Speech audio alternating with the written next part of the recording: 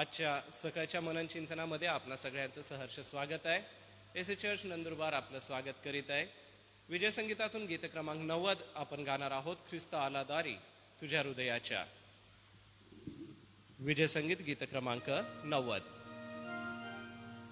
ख्रिस्त आला द्वारी तुझ्या हृदयाच्या, ख्रिस्त आला द्वारी तुझ्या हृदयाच्या, हाके लागे त्याच्या कान दे,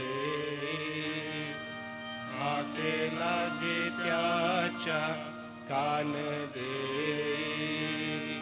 कान देती त्याशी बोलतो मधुर, कान देती त्याशी बोलतो मधुर, उघड सत्वर दार तुझे, उघड सत्वर दार तुझे, थकला दमला उभा ठाकुनिया, थकला दमला उभा ठाकुनिया, वाट पाहुनिया मित्र तुझे, वाट पाहुनिया मित्र तुझे. किती वर्ष गेली तुला पाहुनिया, किती वर्ष गेली तुला पाहुनिया, अजूनी कावाया गुंतलाशी, अजूनी कावाया गुंतलासी. पातक भाराने नरकी जाशील, पातक भाराने नरकी जाशील, कसा सुटशील सांग माते, कसा सुटशील सांग माते.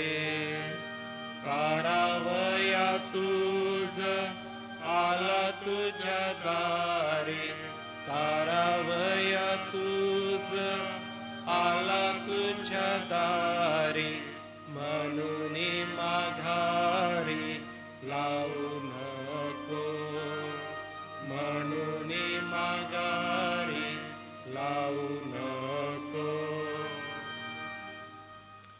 प्रियानो, या सुमधुर गीताच्या सोबतच आजच्या दिवसाची ही सुदीन सुरुवात प्रार्थना आणि देवाच्या मनन चिंतनाने करूया. सर्वसमर्थ आमच्या दयाळू प्रभू परमेश्वर पित्या, ख्रिस्ताच्या द्वारे तू आम्हाला सार्वकालिक जीवनाची आशा दिली. मी पहा, मी दाराशी ठोकीत आहे, जो कोणी दार उघडेल त्यासोबत मी आज जाऊन जेवीन, हे जे ख्रिस्त आम्हास म्हणतो. प्रिय पित्या, हे आमंत्रण फार मोलाचं असं आहे. यासोबतच दे बापा, आज आम्ही संशय धरू नये यावरती मनन चिंतन करणार आहोत. आजचं मनन चिंतन आम्हासाठी आशीर्वादाचं असं होऊ दे. ऑनलाईन पाहणारे प्रियजन व उपस्थित वडील मंडळाला तुझी कृपा लाभू दे. ही प्रार्थना ख्रिस्त येशूच्या नावाने केली म्हणून तो ऐक. आमेन. प्रियजन हो, आज सकाळी मनन चिंतनामध्ये मी आपणासोबत एक महत्त्वाचा विषय जो याकोबाच्या पत्रामध्ये आहे तो घेऊ इच्छितो. त्यासाठी आपण याकोबाचं पत्र पहिल्या अध्यायाचं 6वं वचन काढूया. याकोबाचं पत्र 6वा अध्याय आणि वचन 1. क्षमा करा, पहिला अध्याय वचन 6, 1:6. पण त्याने काही संशय न धरता विश्वासाने मागावे, कारण संशय धरणारा वाऱ्याने लोटलेल्या व उचंबळलेल्या समुद्राच्या लाटेसारखा आहे. बघा, पवित्र शास्त्र आम्हाला एका वाक्यामध्येच याकोबाला हे पत्र का लिहायचं आहे त्याची फार मुख्य अशी जाणीव आम्हाला देत आहे. खरं पाहिलं असता पहिल्या अध्यायाचं जे पहिलं वचन आहे, हे पहिलं वचनच पत्र लिहिण्याचं खरं कारण दाखवतं. ते म्हणजे 12 वंश जे वेगवेगळ्या प्रांतामध्ये पांगलेले होते, या पांगलेल्या प्रांतातील लोकांना देवाकडे आणणं, देवाच्या राज्यामध्ये वाढवणं, हे त्याचं मोलवान असं महत्त्वाचं काम याकोबाचं होतं. परंतु अशा विखुरलेल्या ख्रिस्ती विश्वासणाऱ्यांना जे नव्याने ख्रिस्तावर विश्वास ठेवत होते अशाही नवीन लोकांना देवामध्ये ठेवण्यासाठी एक महत्त्वाचा मुद्दा त्याने या ठिकाणी हाताळलाय, आणि तो म्हणजे संशय धरू नका. संशय धरला तर काय होतं तर बघा, संशय धरणारा वाऱ्याने लोटलेल्या व उचंबळलेल्या समुद्राच्या लाटेसारखा आहे. समुद्राची लाट दिसते, खूप भयंकर मोठी दिसते, परंतु किनाऱ्यापर्यंत येता येता ती संपून जाते. किंवा ती किनाऱ्यावरती आल्यानंतर ती लाट काय घेऊन येते? समुद्राच्या ज्या लाटा असतात त्या आपल्यासोबत सर्व प्रकारची घाण, सर्व प्रकारची मलिनता, सर्व प्रकारच्या कुचके लाकडं म्हणा किंवा माशांची जाळे म्हणा किंवा पाण्याच्या बॉटल म्हणा, जेही समुद्रामध्ये फेकलं जातं ते फेकलेल्या वस्तू ती लाट घेऊन येत असते. आणि ही लाट जी असते ती वाऱ्याने लोटली जाते, तिला स्वतःचं अस्तित्व नाही. पाण्याची जी लाट आहे, समुद्राची जी लाट आहे, ती समुद्रामध्ये जे वारे वाहतात त्या वाहणाऱ्या वाऱ्यांच्या ओघाने ते सगळं वाहत जातं आणि समुद्राच्या किनाऱ्यावरती येतं. याचा अर्थ तुमचा जो संशय आहे, या संशयाला परिस्थिती कारणीभूत आहे. आणि ही जी परिस्थिती आहे ही ढकललेल्या वाऱ्यासारखी आहे आणि तिला काहीच स्थिरता नाही. बघा, समुद्राच्या लाटेला स्थिरता आहे का? तुम्ही कितीही प्रयत्न केला क्षमा करा, तुम्ही कितीही प्रयत्न केला तरी लाटेला थांबवू शकत नाही. लाटेला थांबवण्यासाठी तुम्ही भिंत जरी मध्ये बांधली तरी ती त्यावरती आदळेल व भिंत पाडण्याचा प्रयत्न करेल. याचा अर्थ तुमच्या भक्तीमध्ये जर संशय निर्माण झाला तर तो संशय काढता येत नाही. तो संशय इतका भयंकर मनुष्याच्या मनात येऊन जातो की त्या लाटेला जसं थांबवणं अशक्य आहे तसं संशयाला थांबवणं हे सुद्धा अशक्य आहे. विश्वासणारे आपण म्हणवतो, स्वतःला ख्रिस्ताचे म्हणवतो, दररोज सकाळी प्रार्थना करणारे आपण म्हणवतो, परंतु संशय का धरतो? हे आजवर प्रत्येक माणसाच्या मनामध्ये दडलेलं गूढ रहस्य असं आहे. मनात अचानक संशय येतो व हा संशय आम्हाला देवाच्या विश्वासापासून दूर घेऊन जातो. प्रियांनो, संशयाला कसल्याही प्रकारचा बेस नसतो. संशयाला कसल्याही प्रकारचं एक वलय नसतं किंवा त्याला आधार नसतो. संशय अचानक मनात येतो आणि सर्व परिस्थिती गंभीर करून टाकतो. जशी समुद्राची लाट वाऱ्याने जोरात येते आणि अचानक अस्त्याचं नष्ट करून टाकते. मोठमोठे तारू का फुटतात? मोठमोठे जहाजं का तुटली जातात? एकच कारण आहे इतक्या मोठ्या जहाजांचं तुटण्याचं, किंवा इतक्या मोठ्या जहाजांना मोठमोठे कंटेनर आज तेल असो, गुड्स असो, साहित्य असो, समुद्रामध्ये फेकले जातात वाऱ्याच्या लोटल्यामुळे. असा अर्थ आहे की संशय आला तर तुमचं आणि माझं जीवन अस्वस्थ करायला त्याला काहीच लागणार नाही. कसल्याही प्रकारचा त्याला बेस लागणार नाही, पाया लागणार नाही, कसल्याही प्रकारची भक्कम परिस्थिती लागणार नाही. असा संशय भयंकर असतो. मग आता ह्या संशयाला काढायचं कसं? त्याचाही उपाय आम्हाला ह्याच पवित्र शास्त्रामध्ये सांगितलेला आहे. तर तो संशय आम्हाला प्रार्थनेच्या द्वारे काढता येतो. कारण की प्रार्थना केल्यानंतरच आमच्या मनातल्या सर्व ज्या संशयाच्या लाटा आहेत त्या दाबल्या जातात. देव आपल्या गरजेनुसार आमची सर्व गरज पूर्ण करतो. संशयाने जर आम्ही प्रार्थना केली तर तीही परमेश्वर ऐकत नाही. आणि अंतःकरणामध्ये जर संशय आहे तर देवाच्या वचनावरती देखील आम्ही संशय घ्यायला लागतो. म्हणून प्रार्थना ही तुमचं आणि माझं फार मोलाचं असं शस्त्र आहे. प्रति सकाळी आपण या ठिकाणी प्रार्थना करत आहोत. याचा अर्थ मंडळीच्या ज्या दैनंदिन प्रार्थना सभा चाललेल्या आहेत त्या असोत, साखळी प्रार्थना असो, शुक्रवारची किंवा रविवारची मध्यस्थीची प्रार्थना असो, आपल्या कौटुंबिक प्रार्थना असो, आपल्या वैयक्तिक प्रार्थना असो, या सगळ्या प्रार्थना आम्हाला काय शिकवतात? या प्रार्थना आम्हाला हे शिकवतात की तुमच्या संशयावर तुम्हाला विजय मिळवायचा आहे, तर तुमच्या संशयावर विजय मिळवण्यासाठी तुम्हाला प्रार्थना केली पाहिजे. प्रार्थना हे असं माध्यम आहे, हे असं साधन आहे की ते तुमच्या मनात निर्माण होणाऱ्या सर्व प्रकारच्या शंकेंना दूर करत असतं. मग प्रियजन हो, प्रार्थनेमध्ये तुम्ही आणि मी किती वेळ घालवतो किंवा कोणत्या कोणत्या परिस्थितीसाठी मी प्रार्थना करतो? आज मंडळीतल्या अनेक विश्वासणाऱ्यांची साक्ष ऐकायला मिळते, त्यावेळेला आनंद वाटतो. ते म्हणतात की पाळकसाहेब, आम्ही शास्त्र वाचल्याशिवाय किंवा प्रार्थना केल्याशिवाय घरातून निघत नाही, घरातून निघत सुद्धा नाही जोपर्यंत आम्ही प्रार्थना करत नाही. आणि चांगलं वाटतं ते ऐकून, बरं वाटतं. तर मग प्रियांनो, संशय येतोय का तुम्हाला प्रभू येशू ख्रिस्ताविषयी? कारण की आता पुढची जी पिढी आहे ती तुम्हाला आणि मला विचारेल की खरंच प्रभू येशू ख्रिस्त होते का, काय खरंच प्रभूने पाण्याचा द्राक्षरस केला का? किंवा जे मद्यपी लोक आहेत ते असं म्हणतात की अरे पाण्याचा द्राक्षरस केला मग आम्हाला घ्यायला काय हरकत आहे. संशय ते निर्माण करतात. प्रियजन हो, हा सगळा दूर करायचा असेल तर एकच गोष्ट आहे, प्रार्थना करणे. देवाचे महान दास होऊन गेले, मिशनऱ्यांची जीवनचरित्र बघा. या देशामध्ये ते आले, त्यांनी संशय धरला का की मी तिथं जाईल आणि वाघ, सिंह, अस्वल मला फाडून खातील? त्यांनी मनामध्ये कधी असा संशय धरला की सातपुड्याच्या पर्वतामध्ये अजगर आणि मोठमोठे साप मला दंश करतील? प्लेग, डायरिया, कॉलरा याच्यासारखे आजार माझ्यावरती येतील? कसल्याही प्रकारचा संशय त्यांनी मनात धरला नाही. ए.जे. सेलिन असो, ए.पी. फ्रँकलिन असो किंवा आजवर झालेले जितकेही मिशनरी आहे, त्यांच्या मनात संशय तुम्हाला दिसतो का? त्यांच्या मनात संशय आम्हाला दिसत नाही. ते आले, आपला देश सोडला, एकदा त्यांनी टाटा बाय बाय केलं, तर त्यांना शाश्वती नव्हती की आमच्या नातेवाईकांना आम्ही परत भेटू का, आमच्या आईला किंवा आमच्या वडिलांना परत भेटू का, माझ्या भावाला किंवा माझ्या बहिणीला मी परत भेटेन का, माझ्या जिवलग मैत्रिणीला, माझ्या जिवलग मित्राला मी पुन्हा भेटेल का, ह्याची काहीच शाश्वती नव्हती. परंतु त्यांनी मनात शंका बाळगली नाही. मला जायचं आहे, भारतामध्ये सुवार्ता सांगायची आहे, भारतातल्या लोकांना प्रभू येशू ख्रिस्ताकडे आणायचं आहे आणि त्यांना प्रभूमध्ये स्थिर करायचं आहे, हे त्यांनी मनात ठरवलं. प्रार्थना करत राहिले. आज कितीतरी लोकांचं जीवनचरित्र बघा. आपल्या मिशनऱ्यांकडे जर बघितलं तर गुडघ्यावरती राहून त्यांनी अक्षरशः गुडघे सोलेपर्यंत त्यांनी प्रार्थना केली. आज तुमच्या मनात कोणत्या गोष्टीविषयी शंका येते का? आणि जर तुमच्या मनात एखाद्या गोष्टीविषयी शंका येत असेल, संशय येत असेल, तर एक गोष्ट लक्षात ठेवा की तुम्ही प्रार्थनेमध्ये कमी पडत आहात. ज्या दिवशी शंका मनामध्ये येतात त्या दिवशी हीच गोष्ट मनामध्ये ठसवा की प्रभू, मला ह्या बाबतीमध्ये अशक्तपण आहे, कृपा करून माझं हे अशक्तपण दूर काढ. प्रभू, मला बोलण्यामध्ये अशक्तपण आहे, तर हा माझ्यातला संशय दूर कर. प्रभू, मला देवामध्ये वाढण्यामध्ये मला जमत नाही, तर हा संशय माझा दूर कर. बघा, हे प्रार्थनेचे विषय आहेत.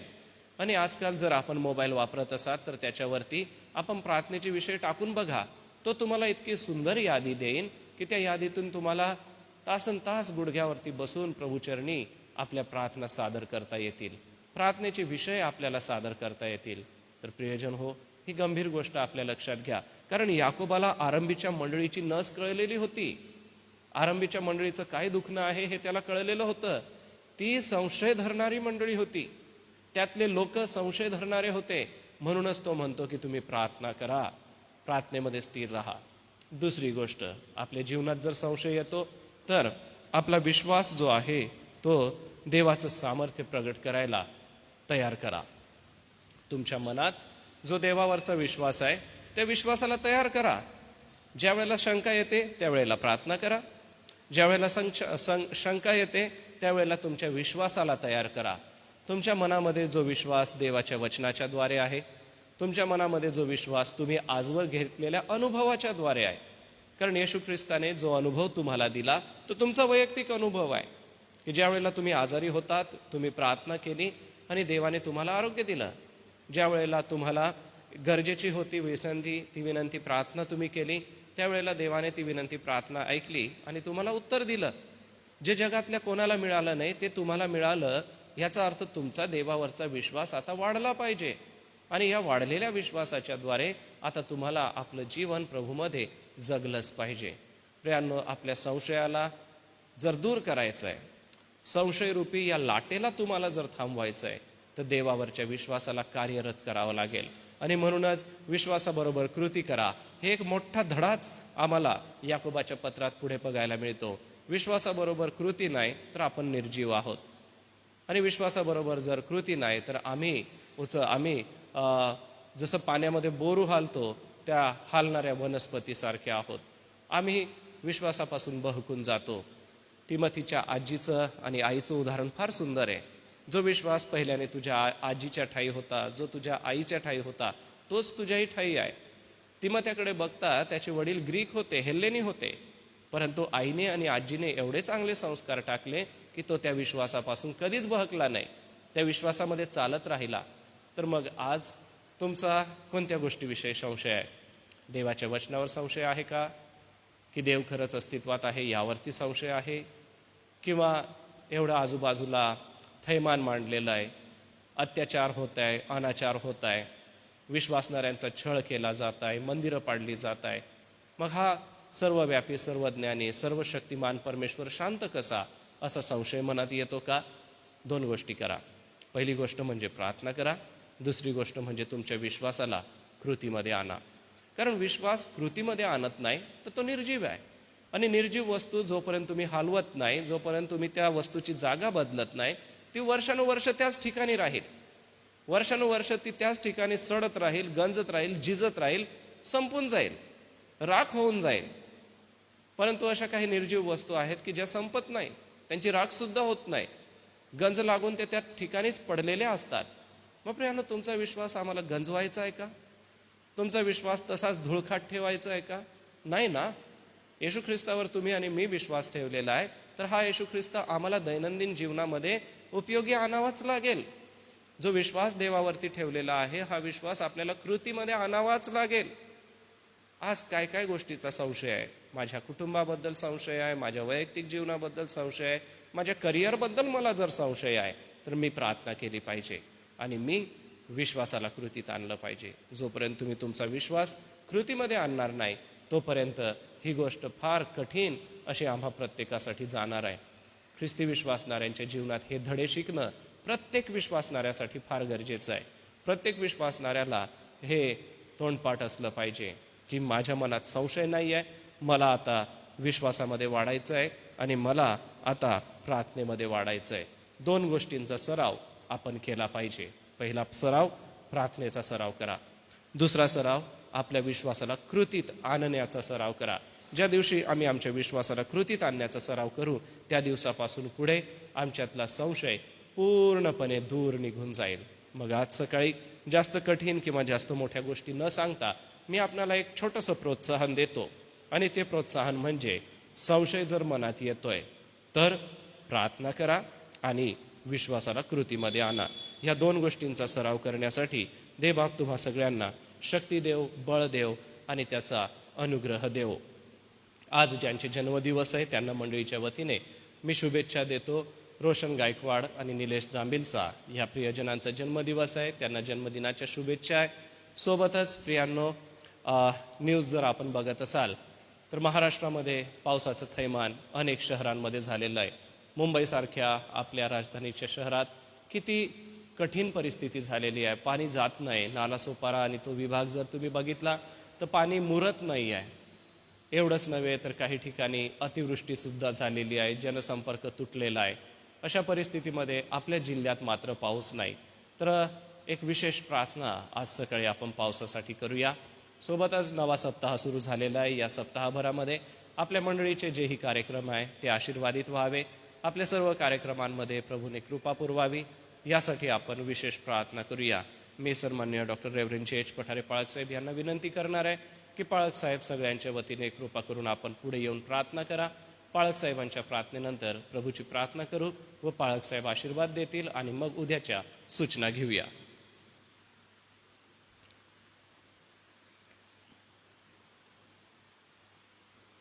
प्रार्थना करू आपण. परमेश्वर, आम्ही तुला मनापासून धन्यवाद देतो. या नवीन सप्ताहाची सुरुवात या आठवड्याच्या पहिल्या दिवशी आम्ही करत असताना तुझे आभार मानतो की देवबापा, तू आमच्यासाठी या सकाळी जो मानना राखून ठेवला तो आम्हाला तू दिलास. आणि प्रभू, अतिशय सुंदर वचन तुझ्या दासाने प्रभू आमच्याकडे आणलेलं आहे. प्रभू येशू, जो तुझा दास, जो तुझा बंधू याकोब, जो आरंभीच्या मंडळीचा आणि त्या सर्व प्रेषित काळातील त्या विश्वासणाऱ्यांचा जो अध्यक्ष, ज्याने विश्वासणाऱ्यांसाठी विश्वासाचं जीवन कसं असावं या संबंधातून ही वचनं, हे पुस्तक, हे पत्र लिहिलं असताना त्याबद्दल आम्ही धन्यवाद देतो. हे प्रभू, आम्ही तुला धन्यवाद देतो कारण तू स्वतः या जगात असताना म्हटलंस की भूतेही विश्वास ठेवतात. तसा आमचा विश्वास असू नये, तो वाऱ्याने उचंबळलेल्या लाटेसारखा होऊ नये, तर आमचा विश्वास प्रभू असा होऊ दे की प्रभू तो आमच्या कृतीमध्ये उतरू दे. आणि जे काय आम्ही मागू ते विश्वासाने की प्रभूने आमच्यासाठी हे केलेलंच आहे. असा विश्वास धरून आम्ही ज्यावेळेस तुझ्याकडे प्रार्थना करतो, तू आमच्या प्रार्थनेची उत्तरं देतोस. तुझे आभार मानतो देवबापा या वचनांबद्दल, आणि या वचनानुसार आम्हाला प्रार्थनेचं नित्य प्रभू आम्ही प्रॅक्टिकल करत असताना, आमच्या जीवनामध्ये या सर्व गोष्टी रोज नित्याने करत असताना आम्हाला विश्वासाची गरज आहे. आणि म्हणून प्रभू आम्ही विश्वासहीन असू नये, अविश्वासाने काही करू नये, तर आमचा प्रभू आमच्या प्रार्थना त्याचं उत्तर निश्चित देणार, या विश्वासाने आम्ही धन्यवाद देतो. विश्वासाचे उदाहरण आमच्या समोर तू ठेवलेलं आहे. एलियासारखं त्याने पावसासाठी प्रार्थना केली आणि पाऊस झाला. प्रभू आम्ही त्या तुझ्या महान दासांचं आठवण करत असताना आम्ही जे अतिशय किरकोळ आहोत, शून्य आहोत तुझ्यासमोर, त्या आमच्या ठाई मोहरीच्या दाण्या एवढा असा विश्वास उत्पन्न कर, आणि आम्ही प्रभू प्रार्थनेच्याद्वारे या सर्व गोष्टी प्राप्त करून घेण्यासाठी समर्थ ठरावं. म्हणून प्रभू तो आमचा विश्वास वाढव. आज या सकाळी आम्ही तुझे आभार मानतो प्रभू, या मन्नामध्ये उपस्थित असलेल्या तुझ्या सर्व प्रिय लोकांना, या तुझ्या दासांना तुझ्या कृपेने, तुझ्या आशीर्वादाने भरलंस. आम्ही तुझे आभार मानतो. आम्ही प्रार्थना करतो देवबापा, आमची अतिशय निकडीची गरज आहे पावसाची, आणि प्रभू आम्ही तुझे आभार मानतो. आमच्या महाराष्ट्रात सर्वत्र चांगला पाऊस दिलेला आहे, देत आहे, त्याबद्दल आम्ही धन्यवाद देतो. मुंबईसारख्या मोठ्या शहरामध्ये या पावसाचं अतिशय थैमान आहे. अनेक लोक जीवाला मुकत आहेत, आणि प्रभू तो नियंत्रणात आणण्यासाठी सर्व जे यंत्रणा आहे त्यांना तू सहाय्य कर. शासनाला तुझी कृपा दे. आणि देवबापा आमची प्रार्थना आहे की आमच्याही परिसरामध्ये तू पाऊस दे. काल आम्ही अतिशय आतुरतेने वाट पाहिली आणि आम्हाला अपेक्षा होती, परंतु देवबापा हा पाऊस आमच्यापासून दूर गेला. आम्ही पुन्हा आज मोठा विश्वास ठेवतो की त्याने आम्हाला पाऊस दिलेलाच आहे. या विश्वासाने आम्ही तुझे आभार मानतो. म्हणून प्रभू आमची गैरसोय होऊ नये, कारण आमच्या शाळा हॉस्टेल सुरू झालेल्या आहेत आणि पाण्याची अतिशय निकडीची समस्या उद्भवलेली आहे. या लेकरांना प्रभू फजिती त्यांची होऊ नये, म्हणून प्रभू आमची प्रार्थना आहे, तुला करुणा येऊ दे. आमच्या विहिरी, आमचे जे बोरिंग्ज आहेत, तलाव आहेत, ते सर्व प्रभू कमी पडत चाललेले आहेत. तेही भरपाई होण्यासाठी तू आम्हाला चांगला पर्जन्य दे, अशी आम्ही प्रार्थना करतो. हे प्रभू आज आम्ही प्रार्थना करतो या आमच्या काउन्सिलच्या क्षेत्रातील सर्व मंडळांसाठी. या दिवसामध्ये आमच्या मंडळांवर तुझा अनुग्रह तू पाठव. सर्व तुझ्या दासांना आपापल्या मंडळांना हाताळण्यासाठी तू कृपा दे, पवित्र आत्म्याचं मार्गदर्शन दे, आणि मंडळात तुझ्या भयात वाढाव्यात.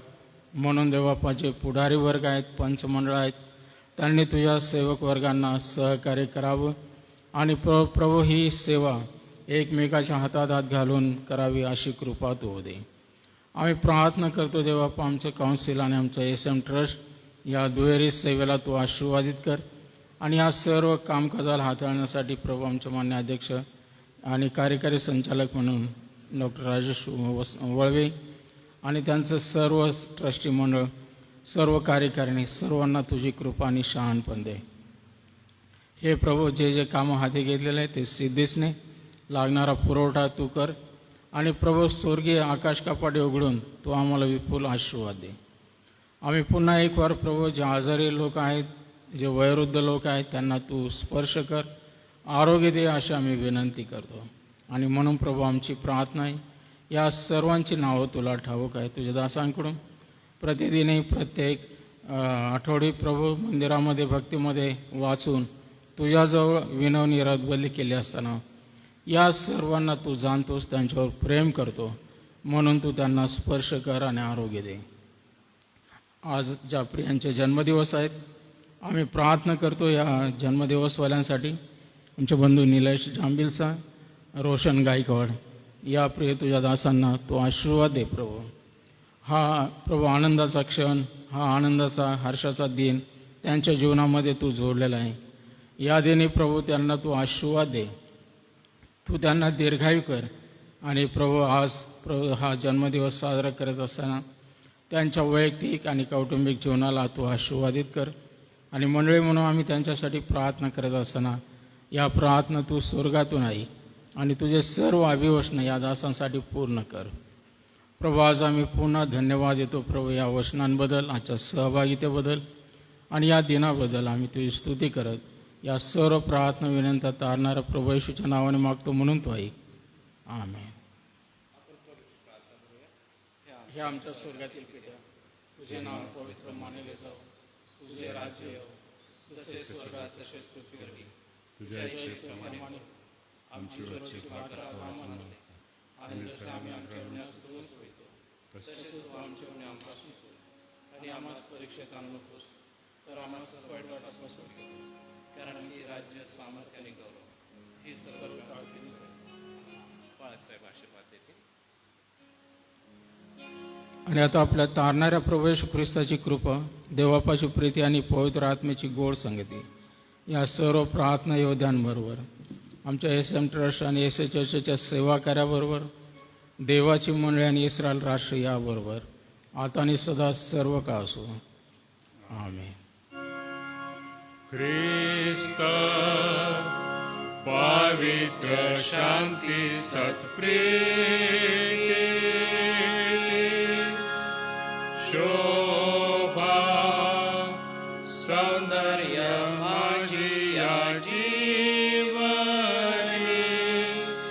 येशू पवित्र तू शुद्ध मज करे तुझे सौंदर्य दिसो या जीवनी.